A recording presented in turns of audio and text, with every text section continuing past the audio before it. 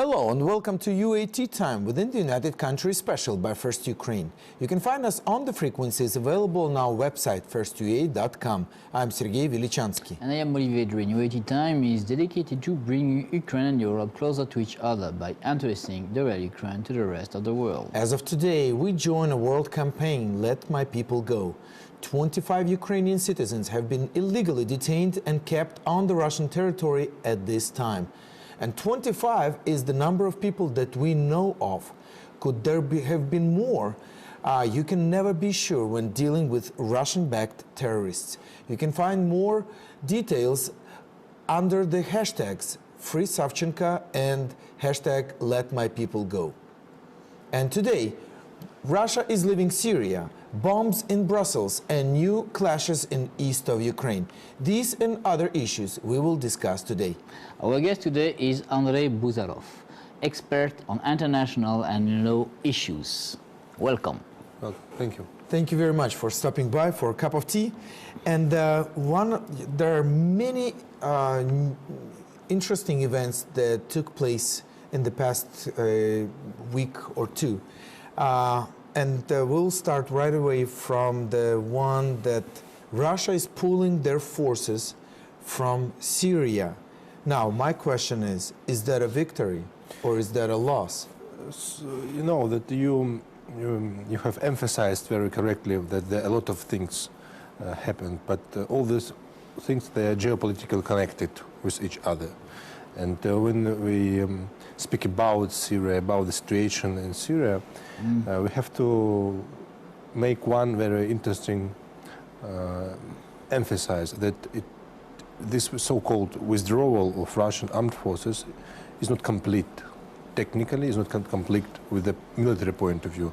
It's just a partial withdrawal. So Russia will leave maybe some airstrikes, so-called planes, military planes, but it will be at least two bases. It will live on Syrian earth, okay, Syrian territory. So the Russian presence there will be. Okay, so it's not a total complete departure. Yeah, not a complete one, but not, of course, a complete one. But this is also for me that's underlying the fact that Putin has now the instrument and now I can say not the money, the economy to increase his presence in Syria. And for me, this is in evidence that this, I can say, this partial withdrawal is underlying the, I can say, the weakness of the economy and of the Putin policy. But do you think the economy is the main reason for this move? I am absolutely convinced that there were some agreements with United States. I mean, in Russia, and you know, it was officially agreements concerning so-called truce between different participants in this terrible conflict. And so Russia wants to show everybody that here we make some concessions, we made some withdrawal. Now your turn. I mean, United States, all this coalition, and Syrian opposition, of course, you have to make now some kind of concessions for maybe for Bashar Assad, maybe for Russia, I don't know, because this is a geopolitical question. Okay. But Russia made first step, first move, because Putin wants to show that he is ready for further negotiations concern Syria. Yes, but this is also, I think, you know that Putin really wants to take care about his image now, because the image of Putin and of Russia is very bad in international media. And this withdrawal from Syria is also a question of image for Putin.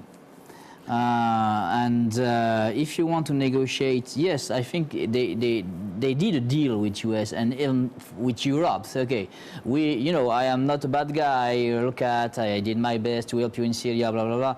And maybe I think he is waiting for other international field like Ukraine, maybe some back, can say back decision, or for example the sanction.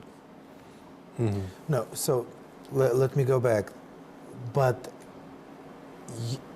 I think it's true that he's doing the pulling of his troops from Syria for the sake of his image. But now, once he's done it, has it played well for his image? Has it done anything? The image of Putin is very bad in international media, that you cannot change the image in 1 week or in 1 month. I think for Putin it's very important the eternal image within the country. Yeah. And for Putin it's not important because it's important the external opinion, because it's very bad, it's terrible. And when you analyze Russian media, analyze Russian official sites, there is a general image of this withdrawal like a victory of Russia. And so totally. They help their brothers. Now, can we do a parallel between Afghanistan? No, I think when they were pulling back this. No, this is not the same scale, the same. Not the scale, but as far as mass media, the whole Russia is talking about victorious Russians in Syria more than. In this perspective, in the 70s we can do some parallelism. In this perspective, yes. What I'm trying to say is, as they welcomed the victorious return of the Russian troops who did their international duties in the brotherhood country, can we draw this kind of parallel with this situation? Undoubtedly, they use the same means, the same system of same rhetorics, same people influation on our minds, on the minds of the citizens of Russia, and this is common tendency for Russian history, not especially for Putin, for the system. But you say that is for his internal policy, For his internal policy, he cannot go he cannot invest more in this operation in Syria, because that his people will not permit that. And for internal reason, he has to do this withdrawal of Syria. And this is the same for Ukraine. Now, for internal reason, he has also to negotiate in Donbass. Well, but meanwhile, the 50th convoy has arrived to the east of Ukraine, with a lot more, about 100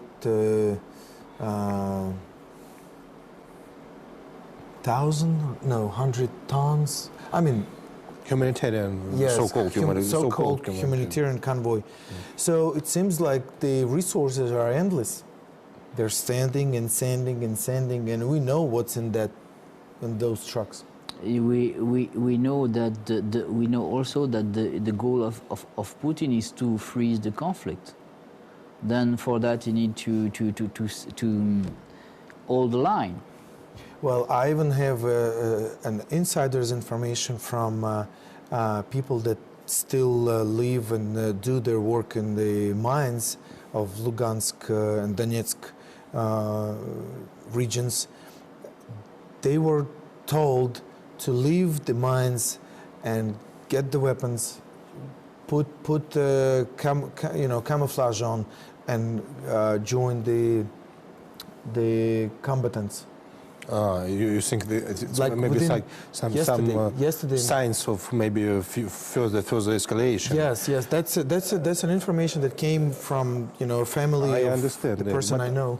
You know that all these signs of so-called escalations, time to time, it happens, and because Russia cannot make the withdrawal of its so-called volunteers or troops from Donbass, because it's impossible even to compare all the situation in Syria and in Donbass, because Donbass is very principal for Putin, personally for Putin. It's very important. And that's why this conflict is partly frozen. And for not to freeze it at all, Russia should put some wood in this fire. Yeah. And he will do that when he wants. Yes. Well, it's like this. Several days ago, and another clashes of warfare, combat in the Yasinavata and Marinka, in that area. I mean, some big shelling and some major fights. And sometimes the phrase partially frozen, it's just partially frozen because the war exists, and as you say, we have some fire and we have some troops and we have some humanitarian convoy and all that. And this is a progress of a war. And this is, for me, when we talk about Minsk agreement, and in Europe, everybody think that the war is over and now it's quiet. But only in Ukraine we know that the war is not over. We need to show the pictures then. Yeah, really. In Europe, Andrei, in Europe, they think, okay, Ukraine is in peace. That's why we use English language now, because we want to show them the real situation. Yeah, exactly. Because the main point of the conflict we want to show them, and that's why it's very important. But as you said, very precisely, that all these clashes, military clashes, yesterday they were, before yesterday they will be in the future, unfortunately. This is the direct proof what we have said, that it is partly frozen conflict, and it will stay unfortunately. Is there okay, now maybe there is an answer to my question that I'm about to ask in the following information. I do want to know more about the meeting of Kerry and Lavrov. Everybody want to know. Everybody. Yes, because what if there is an answer to Nadia Savchenko's situation? A lot of rumors. What if there is an answer to Donbass conflict thing? But what do we know so far? So far we know nothing, not because of our fault, their fault, because they want to show some mysterious background to these negotiations. You know that the last visit of Kerry, this visit involves 2 days. So it's a proof that there are many different questions, including Ukrainian question. And I think that they discussed, and I'm sure that it will be progress concerning Savchenko. But it will not be. It won't be any progress concerning general situation in Donbass. Okay. Yeah, I agree with you. We have some rumors about Savchenko, but only about that. About Donbass, I think nothing will change.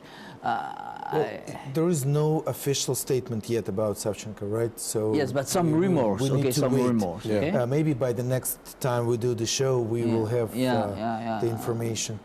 But definitely, but usually when the visits like this, if they take 2 days, usually you could think, okay, there is some reception, some hunting, some other things that definitely there are a lot of good things that could be done, but not in this situation, I think. Yes, not in situation with the resolvement of conflict in Donbass. And knowing Kerry, I don't think he would be just there. It will be just the diplomatic sentences, usual diplomatic sentences. I think at the end that all parts of conflict should fulfill Minsk agreements. Russians say like this, and the Americans say like this. Okay. I agree that at the end of this meeting we will not have big news about Donbass, maybe a news for the prisoner as Savchenko, but nothing more. But let's remember, besides Savchenko, there are 24 other she's not alone. illegally kept people, detained people in the territory of Russia that probably their names will be more and more will become more known after Savchenko is released, I guess, because she's such a headliner in that area. But if you want to find us on the Facebook, we are there, facebook.com/First UA channel, and find us and tell us what you think. All right? Thank you. And we would love to get your feedback on that. Maybe we can talk about Brussels. Yes, because yes. that's the capital of one of the European Union. One of the tragic things that took place very recently is the bombing in Brussels, and we are talking about more than 30 people dead and over 100 injured, and that is a tragedy. And our condolences to all those that have relatives that were affected by this terroristic act. But why? Well, I don't think I need to ask why Brussels, because Brussels has always been symbol in the center of United Europe. Yeah. First of all, why now?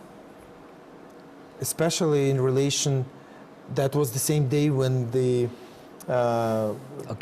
decision on Nadia Savchenko was announced. What do you know? For me, first, Brussels was and is a target for the terrorists. This is a symbol, capital of the European Union.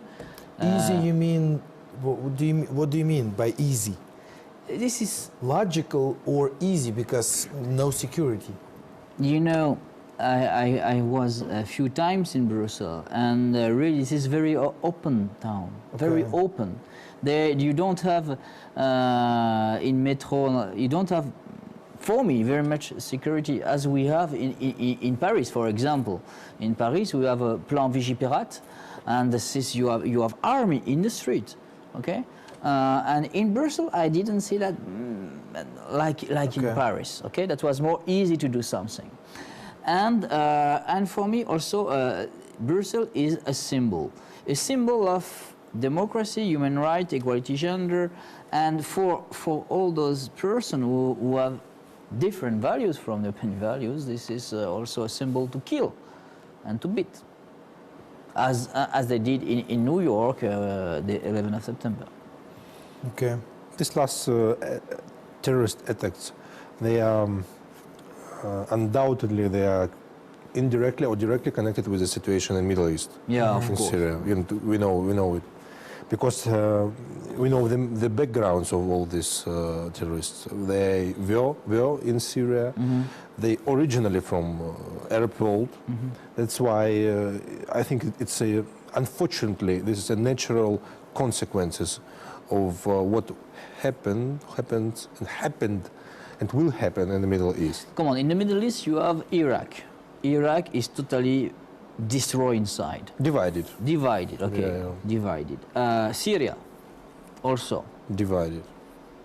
Afghanistan is not a success story. Yemen. Yeah. Somalia. And Libya, of course. And all those countries, they can provide a lot of terrorists. Potential. Yeah. That means we have to be prepared to other attacks. But do we know? Has anybody claimed the credit for this terroristic attack? Do we have any official statements from any side? Yes, there were some statements that they took the responsibility for this. Attacks. I mean, from Islamic State, so-called Islamic State. But I don't know where the situation. You know that in terrorism network, everybody say I am Al Qaeda, I am terrorist.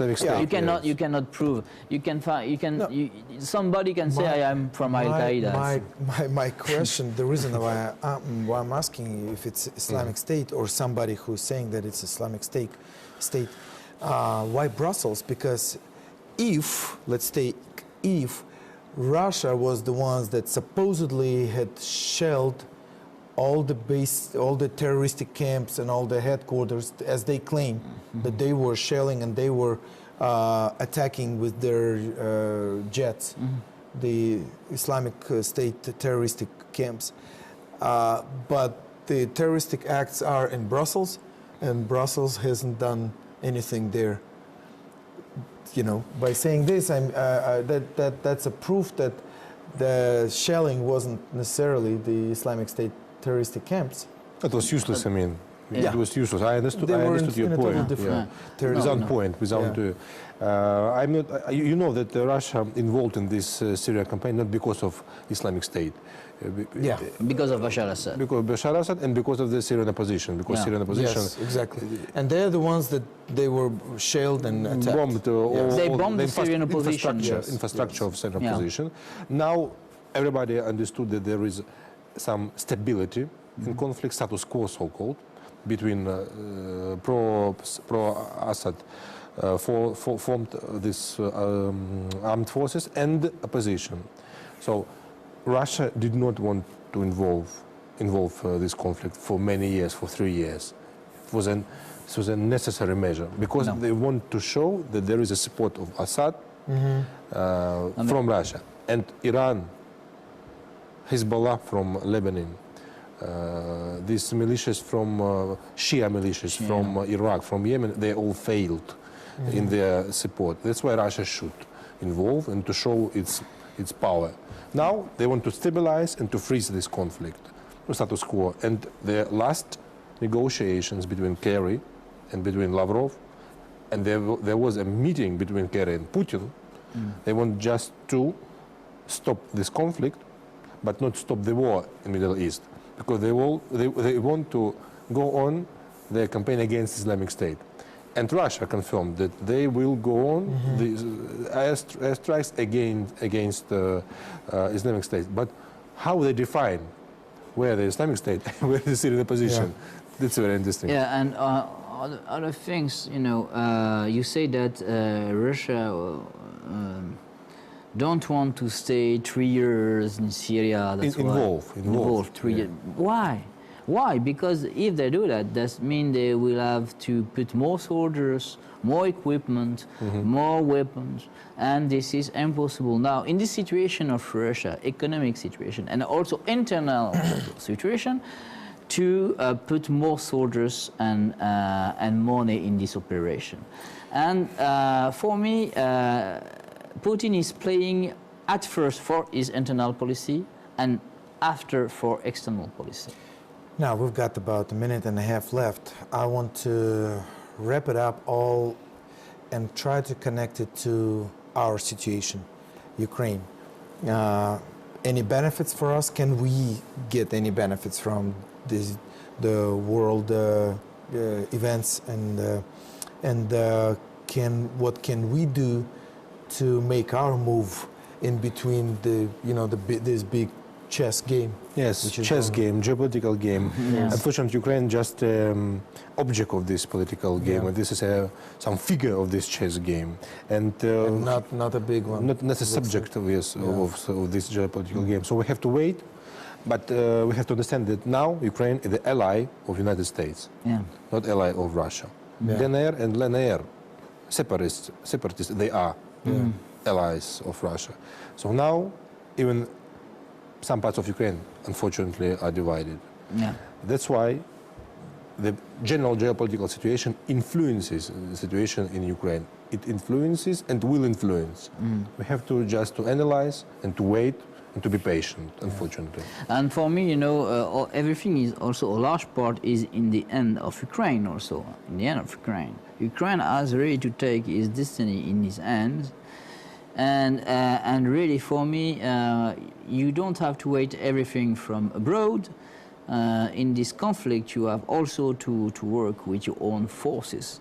And when you say what we can do, okay, I think, you know, this morning I talked with some European diplomat, and they say Ukraine also has to do a part of the job. Yeah. Right. Well, that's the thing that we will stay on and meditate on, that Ukraine has got its own job to do, internal, right, and external as well. You know, on the domestic field with the Verkhovna Rada and cabinet of ministers, that's a totally different subject, but that's going to be probably for the next show. Yeah. It was United Country UAT time by First Ukraine. Our guest was Andrii Buzarov, expert on international and law issues. Olivier Vedrine and Sergey Velichanskiy were working for you in the studio. Stay with us and we will show to you the real Ukraine. Thank you for being with us. Have a good day and see you soon. See you.